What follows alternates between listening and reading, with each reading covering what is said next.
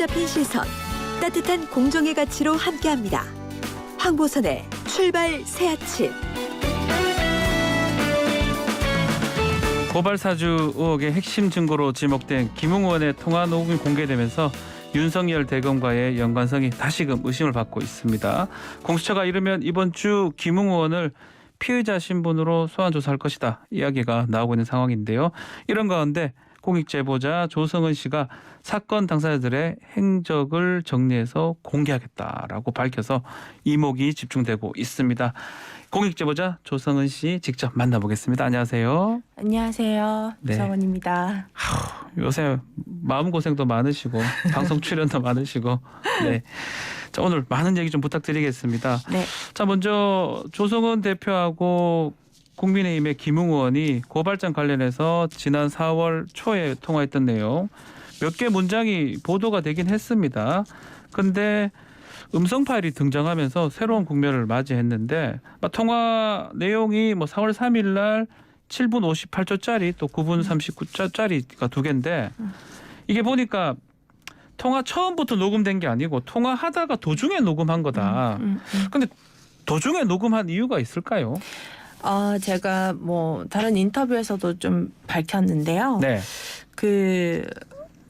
제가 원래 자동 녹음을 하는 성격은 아니고 자동 녹음되는 전화기죠? 아니 그게 그건 아니에요. 아니고, 그게 예. 아니에요. 네. 그거 아니고 제가 이제 한 대충 앞단에 한 5에서 7초 정도가 이제 차이가 나더라고요. 이제 그러니까 메모의 기능으로 했었던 것 같습니다. 메모로 네, 했다. 왜냐하면 전혀 갑자기 모르는 어떤 지시사항이라든지 이런 부분들은 제가 막 선거 때 많이 바쁘거든요. 좀 기억하려고 메모를 눌렀을 그렇죠. 수 있겠네요. 그거를 그냥 제가 간단하게 메모를 할 수 있는 내용과 또 길어지는 내용들이나 이런 것들을 보면 제가 나중에 복귀하고 혹시나 이제 제가 지시사항을 빠뜨리거나 이러지 않으려고 그렇죠. 네, 그런 부분으로 이제 저장을 했습니다. 이해가 됩니다. 자, 먼저 공익제보자 조성은 씨가 제공한 녹취록 일부를 저희도 듣고 오겠습니다.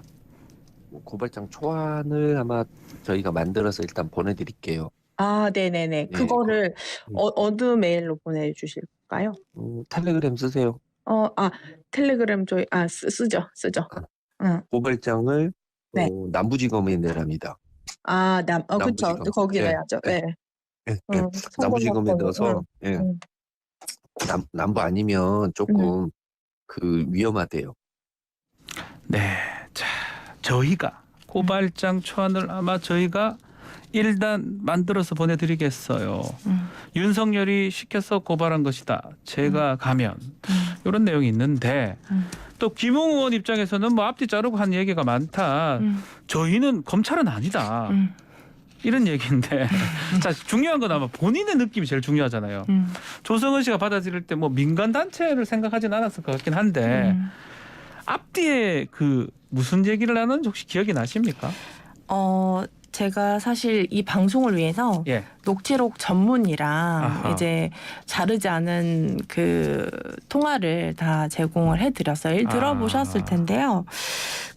갑자기 이제 이동재 이철 사건을 말씀을 하시면서 이제 고발장 초안을 저희가 아마 만들어 드리겠다 이런 얘기를 하셨잖아요. 네. 근데 이제 저는 저희가가 그냥 집단이라고는 생각을 했지만 이제 뒤에 있는 이제 거의 한 8분 정도 되는 통화가 짧은 통화는 아닌데 그렇죠. 거기에서는 이제 남부지검에 내랍니다. 이랬다가 또 대검으로 변경을 했다. 그리고 이제 판결문을 보면 된다라든지 이런 부분들을 봤을 때는 또 왜 굉장히 어떻게 가야 되는지도 설명을 하고 있었기 때문에 교감 이상의 내용들은 있었다라고 충분히 인지를 할 수 있고 그리고 급격하게 이제 무려 한 6시간 만에 남부지검에서 대검으로 변경을 하거나 이런 것들은 직접 검찰이나 도달하는 곳과 교감 없이는 사실 어렵잖아요. 불가능하다. 네, 그렇죠. 본인의 느낌이 그렇다는 건데 당시 전화통화 내용에도 김웅 의원이 조 대표님하고 고발장 명의를 어떻게 할지 자신이 아닌 검찰색을 안 띠는 사람 누가 가야 할지 또 선대위 해야 할 때는 이 고발장 어떻게 보고할지 이런 논의도 있었네요. 보니까. 그렇죠. 그 내용 좀 얘기해 주세요. 사실 저 같은 경우에는 정말 선거 자체이기 때문에 선거를 하는 사람이었으니까. 네, 선거 자체를 해야 되기 때문에 이거를 사실 언론 앞에 비춰지는 것도 굉장히 중요하다고 그렇죠. 생각하는 사람이거든요. 네. 그래서 이거를 어떤 명의로 갈지 그 명의가 굉장히 주체가 굉장히 중요한 것이 이게 어느 단위로 어느 격으로 갈지 이런 것들이 사실 실무진 입장에선 굉장히 중요하거든요. 중요하죠. 그래서 저는 이제 뒤에 뭐 얘기를 보면 뭐 플랜카드 만들고 이런 얘기들을 주로 하는데 네. 이제 여기에서는 뭐 갑자기 이제 저희가 선대위 명의로 갈까요? 이렇게 누구 명의로 갈까요? 누구면 제가 계속 질문을 하지 않습니까? 네. 근데 선대위 명의로 가는 게 좋을 것 같고 그리고 제가 그러면 대검을 찾아가는 느낌으로 가야 되냐 이렇게 여쭈니까 찾아가야 되는데 제가 가면 윤석열이 시켜서 고발한 것이다가 나오게 되는 거예요. 그렇죠. 이렇게 돼서 제가 반문을 합니다. 그게 또 그렇게 될까요? 이렇게 제가 반문을 하거든요. 네. 그러니까 그 말인즉슨 당신이 가면 왜 윤석열이 시켜서 고발한 게 되느냐. 그래서 제가 그때 당시 이해를 못했습니다. 이해를 못해서 반문을 한 거네. 그렇죠. 네, 왜 그러냐면 갑자기 선대위 명의로 가라고 하다가 선대위 명의로 가려 하다가 갑자기 이름을 뭐 어떻게 색깔을 빼라 하는 것 네, 자체가 네. 문제가 이해가 안 됐다는 거죠. 그렇죠. 그리고 갑자기 윤석열이 시켜서 가게 되는데 왜 윤석열이 시켜서 가게 되지? 라는 내용이었거든요. 자, 요거 조성은 씨가 제공한 녹취록입니다. 일부 다시 한 번 더 들어보겠습니다. 제가 가면 네. 윤석열이 시켜서 고발한 것이다가 나오게 되는 거예요. 그것도 그렇게 될까요? 저는 그렇게 되는 것이고 차라리 그러니까 그거하고 전혀 다른 이미지를 가야죠. 뭐 예를 들면은 언론 피해자라고 뭐 그러니까 이 지금 언론 장악의 피해자라고 할 수 있는 그런 사람들을 동원해서 가는 게 더 낫겠죠. 검찰색을 안 띠고. 그러면 방문할 거면은 저기 그 범죄 수사부 그러니까 옛날 공안부장이죠. 네네. 거기 그 사람 방문을 하는 걸로 이렇게 하면 될 것 같아요. 그러니까 제가 네. 그거는 네. 일단 월요일 날 고발장 만약 가신다 그러면 그쪽에다 이야기를 해놓을게요. 그래서 네. 적당한 수순이 나가고 네. 너무 막 편하게 하면 안 되니까. 그렇죠. 그래서 약간은 막 뭐랄까 이게 우리 검찰을 억지로 받기 싫은데 어쩔 수 없이 받는 것처럼 하고 이쪽에서 항의도 좀 하시고 그렇죠. 뭐 이거 왜 이런 거 있으면 왜 검찰이 먼저 인지수사 안 하고 왜 이러느냐 막 이런 식으로 하고 그러니까요. 그거는 저는 좋은데 요 고발장 요건 관련해 가지고 저는 쏙 빠져야 돼요. 네. 그게 또 들어보니까 그래서 그때는 우리 조성은 대표님이 정확하게 이해를 못했던 것 같기도 하고요. 왜냐하면 상황상으로 갑자기 뭐 고발을 시키면 네. 이런 거 생각을 못했을 것 같은데 네. 지금 보니까 공공수사부라든지 대검 이런 게 나오는 게 참 놀랍기도 하네요. 어쨌든 간에 지시가 담겨져 있는 상황인데 김홍원 조사를 받아야 될 것 같거든요. 공수처에. 벌써 받았어야 됐다고 봅니다.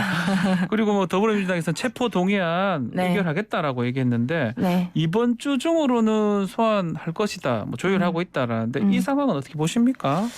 사실 이렇게 여유롭게 수사를 하는 경우가 있었나라는 생각을 하고요. 그렇죠.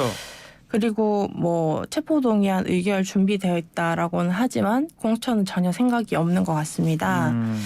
그래서 이런 부분들이 과연 어떤 상황을 초래하게 될까라는 생각을 하는데 네. 이렇게 수사가 늦어지면 뭐 국정조사라든지 여러 가지 더한 상황이 올 수 있지 않을까라는 그렇죠. 생각을 하는데 네. 그렇게 됐을 때는 굉장히 심지어 이제 검찰에서는 검사가 연루되어 있는 것을 확인을 하고 공수처에 이첩까지 해줬던 상황에서 여기서 수사가 너무 더뎌져서 국정조사로 가게 된다면 이번에 공수처가 처음 만들어져서 첫 번째 국감을 했는데 네. 그 어떤 명분이 굉장히 심각하게 훼손되지 훼손될 않을지도. 것이다. 네. 이거 그대로 다 공수처가 갖고 있죠. 녹음 파일 그렇죠. 들어봤겠죠?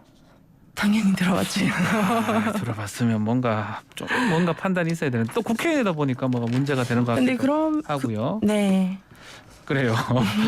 자, 뭐 혹시 이제 공수처 수사 상황 지금 상황은 혹시 알고 계시는 거 있나요? 왜냐하면 제일 중요한 사람이에요. 제보자이기 때문에 네. 저는 그 상황을 알 권리가 있다고 보거든요. 네. 조성원 대표가 네. 어느 정도 진척되고 있는지 알고 있나요?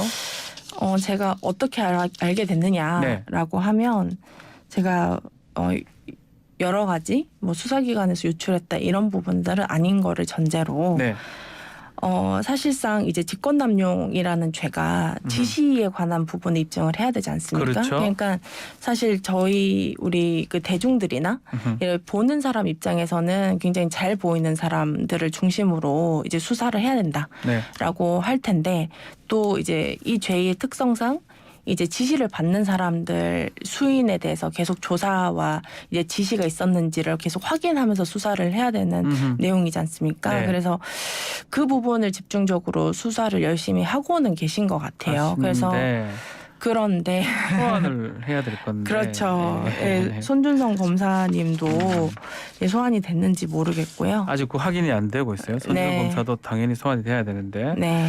자, 일단은 녹취록 관련해서 윤석열 캠프에서는 이거 보면 윤석열 후보랑 무관하다는 사실이 명백하다라는 입장을 냈고요. 조성원 대표는 이 사건이 윤석열 사건이고 고발 사주는 중간 단계의 사건이다 이렇게 규정을 했는데 그렇게 보는 이유는 무엇인가요?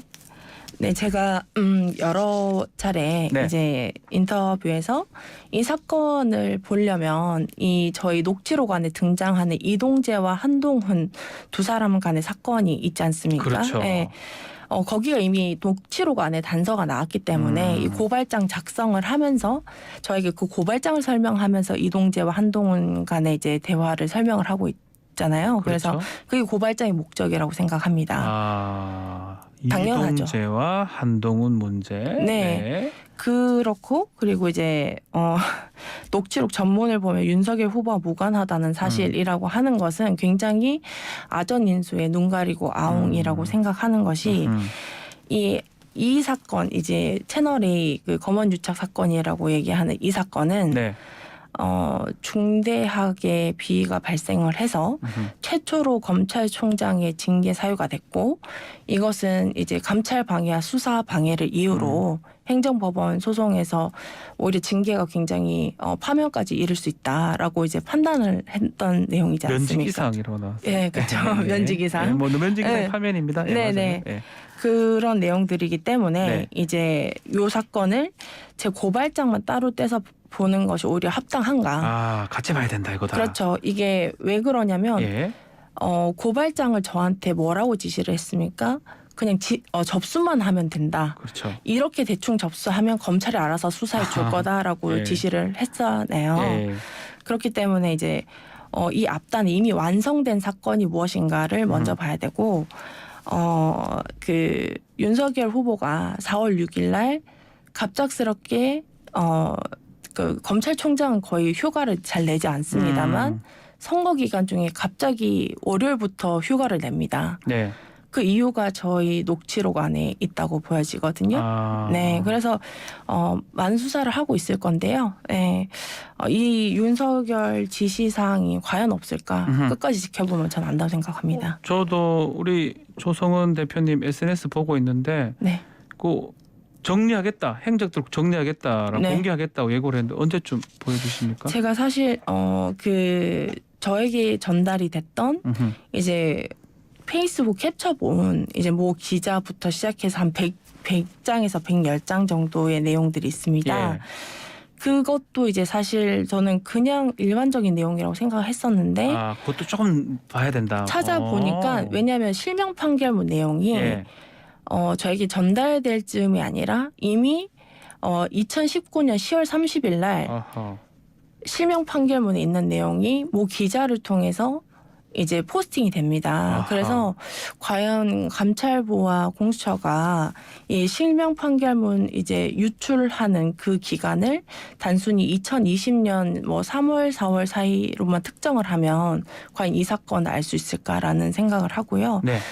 조금 더 이제 범위를 넓혀서 수사를 해야 될 필요성도 있지 않을까 하는 그런 자료들을 정리를 하기 때문에 정리되는 대로 계속 저는 이제 보겠습니다. 예, 정리해 주시면. 네. 요거는 제가 한번 의문 나서 드리는 질문일 수도 있는데 결국 고발은 안 됐지 않나 이 건 관련해서는 그런 얘기를 하고 있어요.